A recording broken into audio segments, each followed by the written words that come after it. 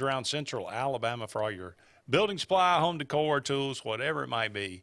Go and check out Russell Do-It Center today. You'll certainly be glad that you did. We are looking at some power rankings for SEC coaches, a couple of different ones. Mike Leach coming in at number 8. Number 9, a difference of opinion here. It gets interesting here because the 8 that we've gone through so far, in my opinion at least, are somewhat proven coaches, Established, right? yeah. Even though Sam Pittman's this is year 3 or 4?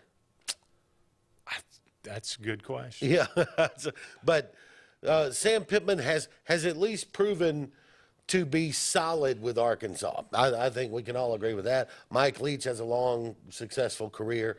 You know, everybody in the list so far somewhat proven, at least in the couple of years they've been where they are. You know, Lane Kiffin, same thing. I think and Ole Miss has been good. May be his first year, so yeah, I think this will be year 3.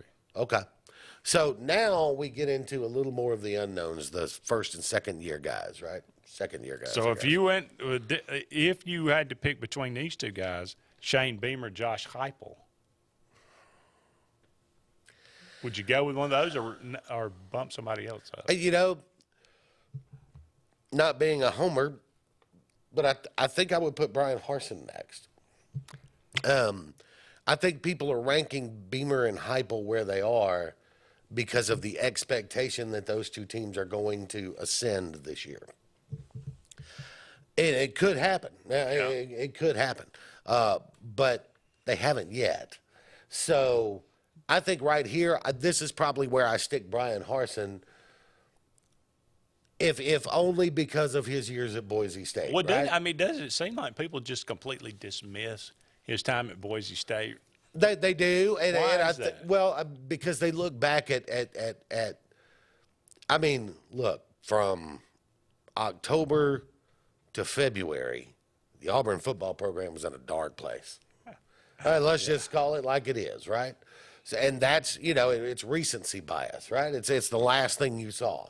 Was Auburn losing those games at the end of the year, and then the whole thing, you know, with is he fired, is he not, and then the recruiting class, and then so forth and so on. It's recency bias. It's the last thing you saw, right? True. But I would put Brian Harsin next, and the only reason I don't put him higher based on his years at Boise State is simply because recency bias. I saw what happened last year. The question is, is he an SEC coach? That we don't know yet. Boy, 28-3 lead at home, and expect people to say, "Oh, yeah, you're a good coach." Yeah. You just it doesn't happen. Yeah. Okay. Okay. So if you got Brian Harsin at number 9, who do you have at number 10? I would go. Man, they have Heupel and Beamer again, just flip-flopped. I think I would go Beamer above Heupel. Surely, but Billy Napier, huh? Billy Napier. I thought about Billy Napier there, and again, we can look at what he did in Louisiana, right? So, Billy Napier, strong consideration for that slot. I'd like to see 1 year in the league before I give him any more than that, but. I would actually probably go Beamer, Napier, Heupel, because I wasn't that impressed with Heupel's performance before he got to Tennessee. And so I wonder if that performance is still in him somewhere and waiting to show up. Well, was impressed by his performance last year at Tennessee, though, right? I thought it was okay, yeah. Okay.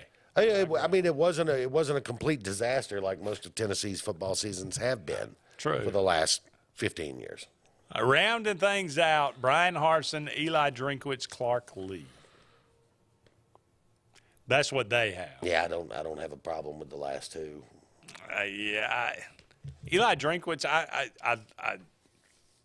don't quite know what to make of him. I thought Missouri was going to be a lot better than they were last year. They were not very good. Yep. Clark Lee could very well be the best coach in the SEC. It's not going to matter. Nobody would know it. Yeah. And nobody will ever know it. He was a Vanderbilt guy, right? I think that's why he took the job. Yeah. And it's a great town to live in. That's what I hear. Yeah. But, man, Tough And gig. he's making $2.5 million, so it's not like he's losing money. Yeah. Just a tough gig. Yeah. Yeah. Oh, well. As we mentioned, Braves 39-30. They'll take on the Giants today. And it's an afternoon game, I believe, right? I don't know. I think that's right. Let's see. And then they play one more with the Giants, actually. Now, game today is at 6:20. Oh, okay. Okay, 6:20 tonight. All right, so And then tomorrow's game is 11:20. okay, tomorrow's the day game. The businessman special. That's right. The businessman special is they wrap up 4 with the Giants. And then be nice to at least get a split in that. Yeah, series. because then you get the Dodgers. Yeah. And then you go on the road to the Phillies. So it as favorable as the schedule was during that long winning streak, it is toughening up here pretty quick. Yep. And you're going to have stretches like that. You're going to play good teams. Try to play 500 ball or a little better. And then when you get some softies in there, try to run off some wins. Do you recall how big the gap got between Braves and the Mets? I think it was 10 at one point. I was going to say 10. Did it ever get any bigger than that? I don't think so. Okay, so it's 5.5 now. It's pretty much stayed steady at 5.5. Yeah. A little bit of Braves news, though. Max Fried won his arbitration case against the Braves.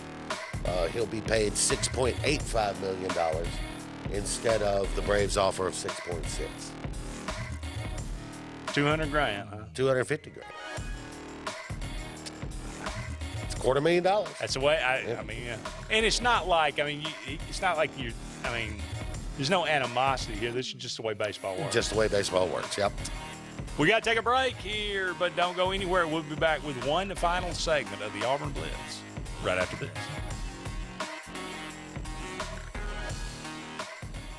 WOTM is the television provider for all Alabama High School Athletic Association championship events and special programs. WOTM is your home for the Super 7 football, state finals basketball, baseball and softball state championships, the AHSAA weekly show, and WOTM also produced the first ever football playoff show, Super 7 preview show, and reclassification reveal show. Your exclusive home for all things OTM. Contact your local cable provider to request WOTM to your channel lineup. Folks around these parts have known for a long time that Walls Tire, just a mile past the bridge on Highway 280, is your #1 stop for automotive service and repair. At Walls Tire, you'll always find quality service at a fair price on everything from AC, name brand tires, big or small repairs, routine maintenance, towing, and more. When your car or truck needs to run right, there's one place in the area to go, conveniently located and easy to find. Martin and East Central Alabama.